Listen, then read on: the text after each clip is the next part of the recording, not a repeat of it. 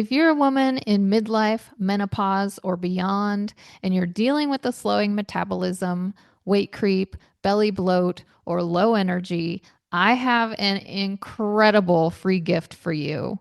My metabolism boosting ebook bundle includes 3 supportive ebooks packed with proven strategies and simple, delicious recipes for busy women in midlife and beyond. And when you download the bundle, you'll receive the Rev Up Your Metabolism Guide, a metabolism boosting winter wellness recipe book, and a quick, nourishing breakfast recipe book. So if you're ready to burn fat, release stubborn weight, and energize your body, grab your free gift bundle on my website at sarahhaaswellness.com or through the link in the episode show notes below. Welcome, beautiful soul. You're listening to the Boss Body Podcast, where we empower busy women in midlife, menopause, and beyond with the tools they need to release weight, physical, mental, and emotional, to create the vibrant, healthy life they deserve. If you're successful in so many areas of your life, but you struggle to give yourself the same love and care you offer everyone else, you've found your community. I'm your host, Sarah Haas, women's weight release and body love coach, and I'm here to help you age radiantly, feel good in your body, and live a joyful, energized life now and for decades to come. Hello and welcome. I am so glad you're here. And I am so excited to announce that not only is this season 3 of the Boss Body podcast, but it's also my 100th episode. And I just want to thank you so much for all of you who have been faithful listeners.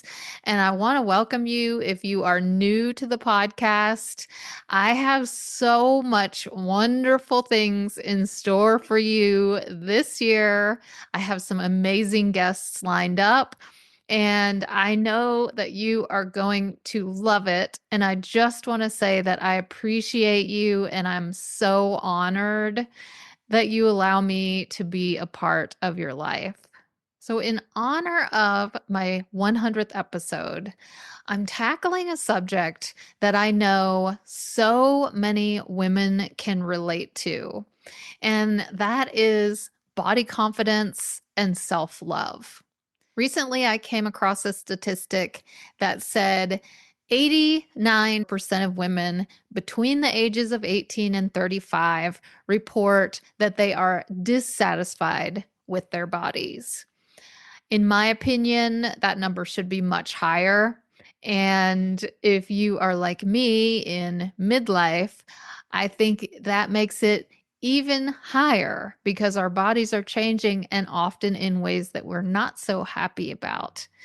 And I have shared many times on this podcast that I am someone who has struggled with body image my entire life. And so many women I talk to say they feel the same. And that's why I wanted to use this subject for this podcast, because I think it is just so important for us to start releasing that and to start learning how to feel good in our bodies, how to love and appreciate and honor our bodies, and how to cultivate that self-love, that self-worth, and releasing the not enoughness. As you know, nutrition, diet, moving your body, all of those are so important for your overall health. But just as important is your mental and emotional health. And really, it's that inner work that is the foundation for becoming healthy. Because if you are not feeling enough, if you are constantly criticizing yourself, then you aren't going to feel motivated. You're not going to feel positive. You're not going to want to take positive actions. So it's always bringing you down. It's always keeping you stuck. And so I want to talk to you today about how you can start doing that inner work to start cultivating that body confidence and that self love. I've gotten asked before about my title, which is Women's Weight Release and Body Love Coach. And it's been pointed out to me that a lot of women feel that those two are contradictory because if you're looking to release the weight, does that mean you don't love your body? And if you're wanting to change your body, doesn't that mean that you don't love it? And if you're trying to release weight, does that mean that you're not honoring yourself? You are just trying to fit into some kind of mold that society has told you you need to fit into. And most of the women that I meet say things like, I just want to feel good in my body. I want to have energy. I want to move around freely. I want to age well. I want to be able to do everything that I want to do in my life. I want to play with my kids, my grandkids. I want to be able to hike. I want to be able to travel. But we also want to feel confident. We want to feel good in our bodies. We want to feel good when we put on clothes and when we get dressed and go out into the world.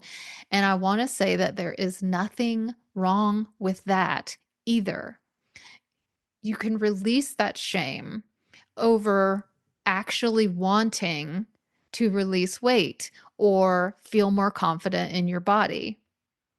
The body positive movement has so much good. And I think it's wonderful that we are starting to make a shift toward that in our culture. But at the same time, I feel like it's made a lot of us think that we're not allowed to say we want our body to change. We have to word it as, I just want to get healthy. And yes, we do want to get healthy, but we also want to feel confident. And even animals in the wild want to look their best to attract a mate or to elevate their status in the community. So that is a natural instinct in a living being. Birds decorate their nests. They puff up their feathers. Peacocks open their tails. Lions fluff up their mane, and they go up to the highest rock possible. They try to look taller or bigger or whatever that is. And it's okay for us to want to do that too. When people ask me about that, I'll often equate it to, why do you wear makeup then and dress nicely? Should you be ashamed of that? Should you not want to look nice? No. So we want to release that shame, but there's also a big mindset shift that needs to happen. And that is, you do not have to release the weight before you can start loving your body. And actually, it needs to happen the opposite way.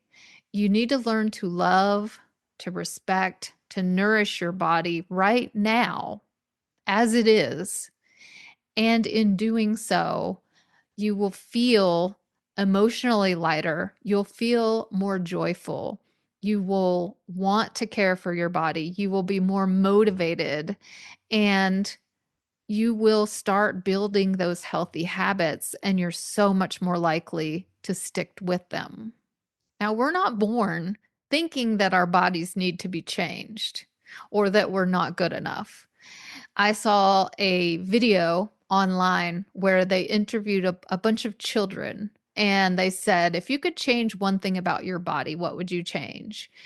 And a lot of them had to think a long time. They were like, And one little girl said, I like my body actually.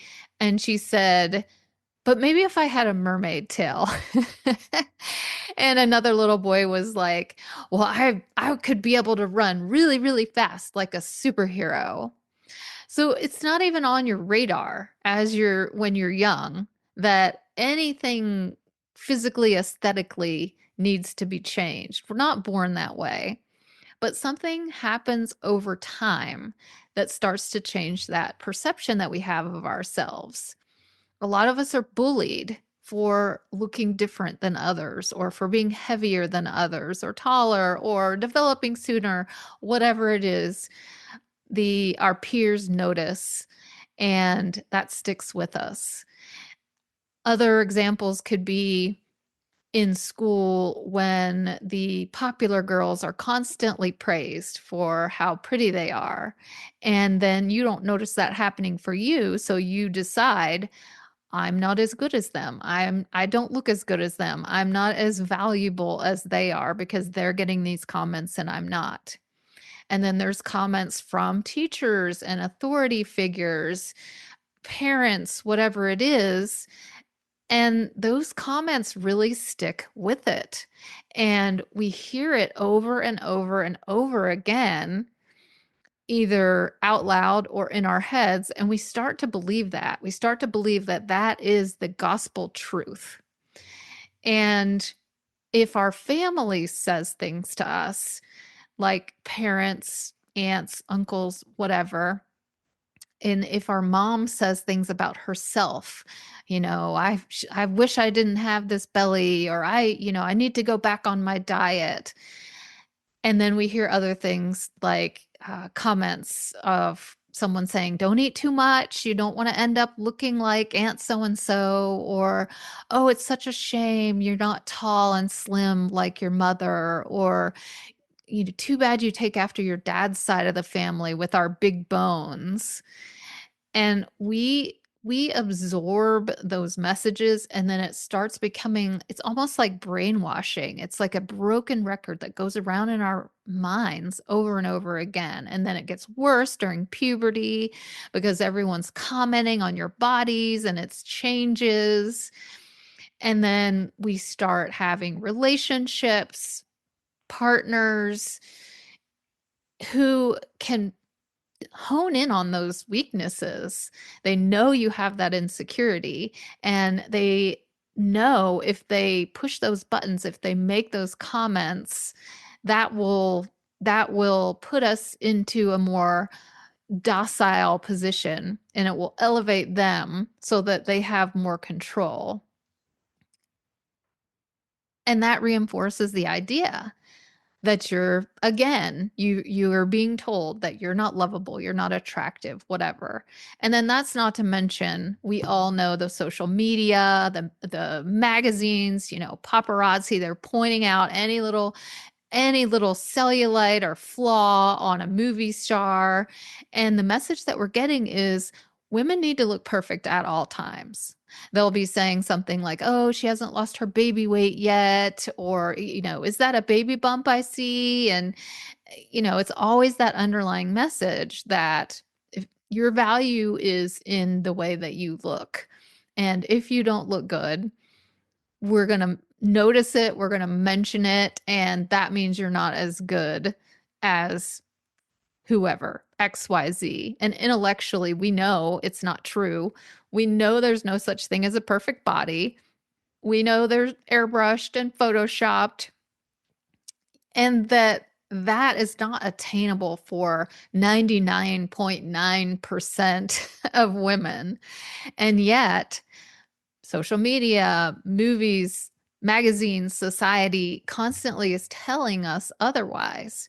And so no matter what we achieve, the bar always gets moved higher and higher and higher because we're comparing ourselves to this non-existent idea of perfection. And as long as we're doing that, it will ensure that we will never be able to get there. I want to give you one absolute truth, and that is that getting to a certain weight, getting to a certain number on the scale or a certain size is not necessarily going to make you happy. It's not necessarily going to make your relationships better or your life better. I can tell you that I've been at different sizes throughout my life. I have been slim and athletic. I have carried a little extra weight after pregnancy, when I've had difficult periods in my life, just like everybody else.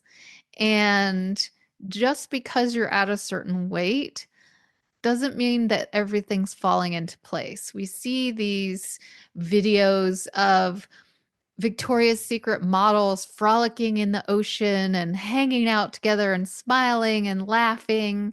And so the impression we get is, oh, if you look this way, you feel loved, you feel enough, you feel joy, your life will feel a certain way. And so it's not necessarily, we think it's the weight that we're trying to achieve, but what we're really trying to achieve is the feeling and the life that we think we'll have if we release the weight.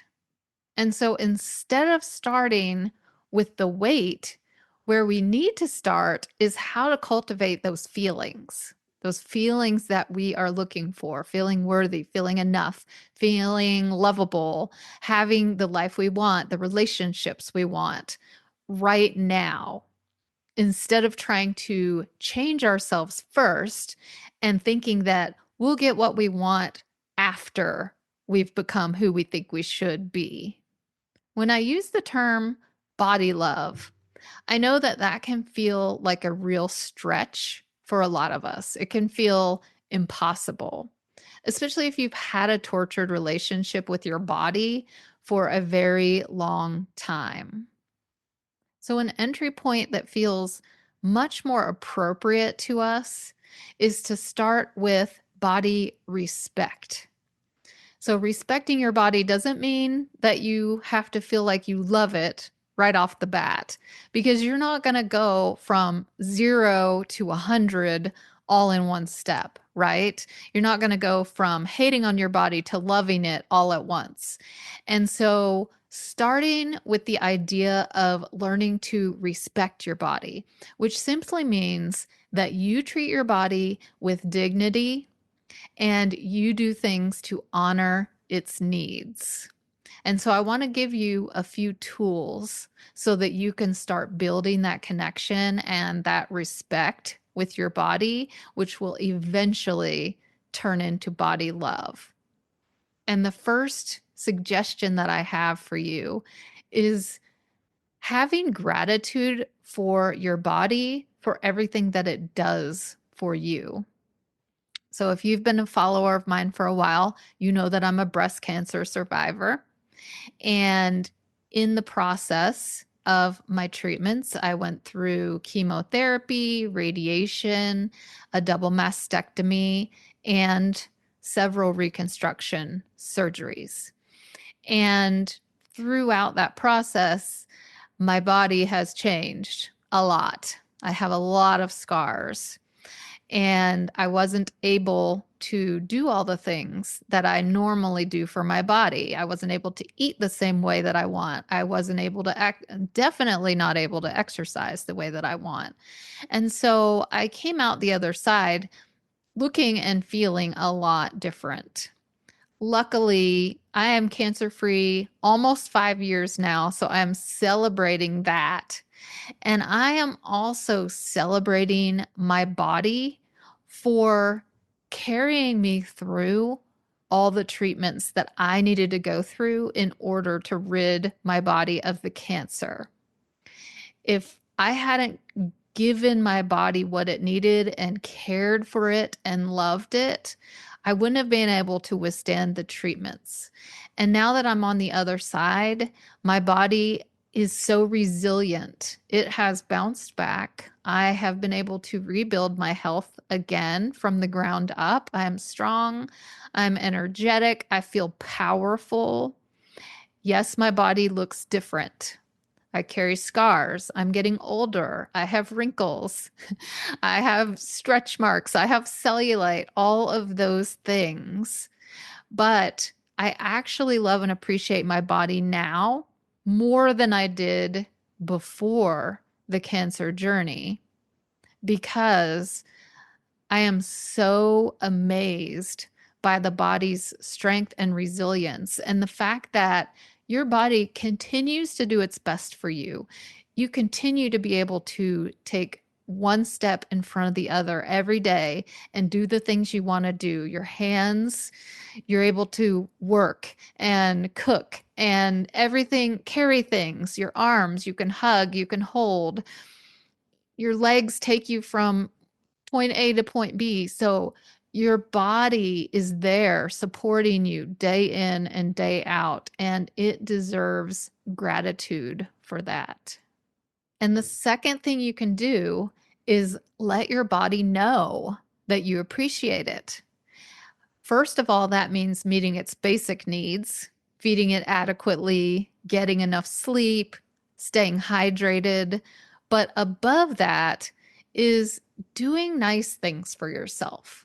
Simple self-care activities. That could be taking a bubble bath, doing some kind of light physical activity, or just going outside, relaxing, listening to when your body is tired, when you need a break, when you need a nap, when you need to go to bed early. And also, I really think that one of the things that is missing for us is physical touch.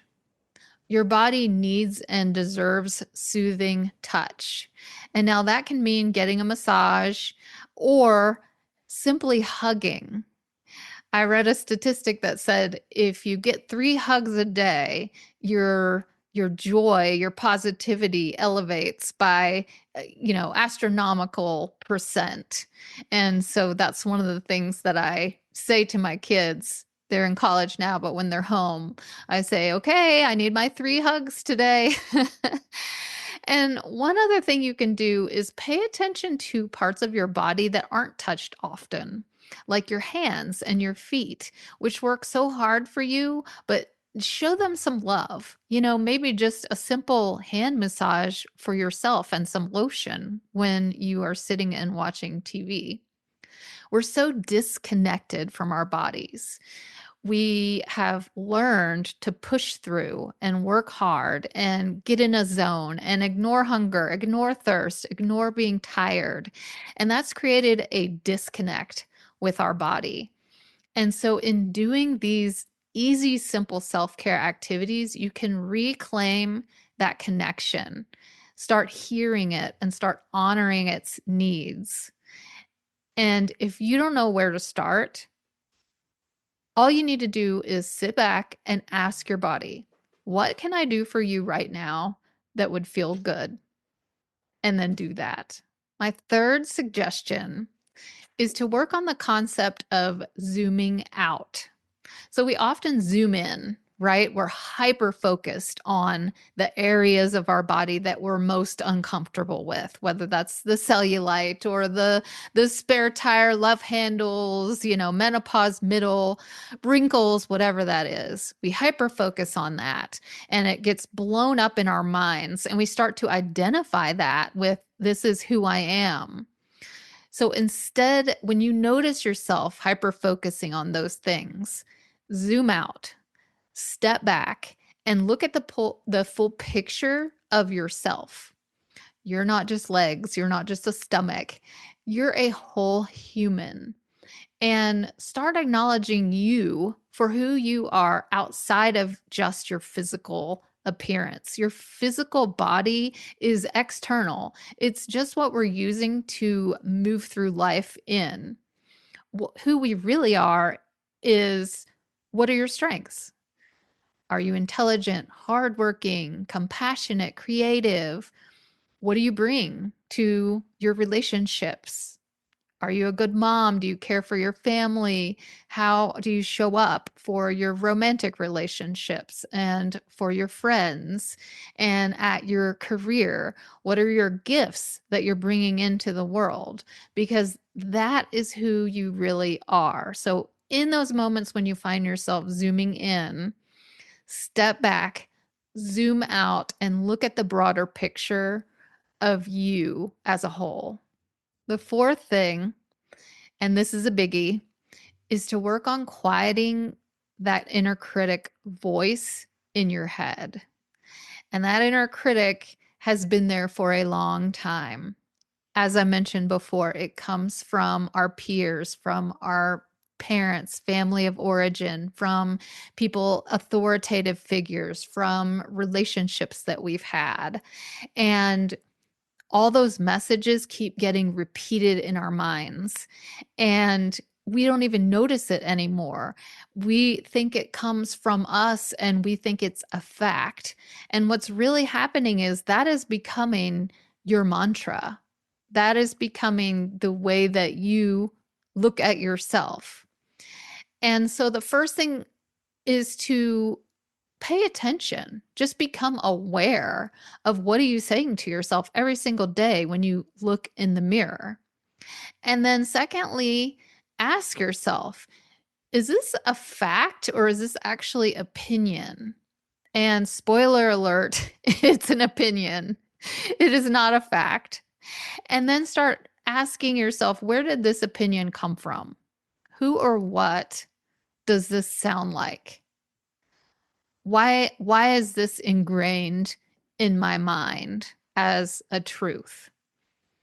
And then think about if someone you love came to you who was saying these things to themselves over and over and over again. Someone you love dearly, your child, your niece, a sibling, a close friend.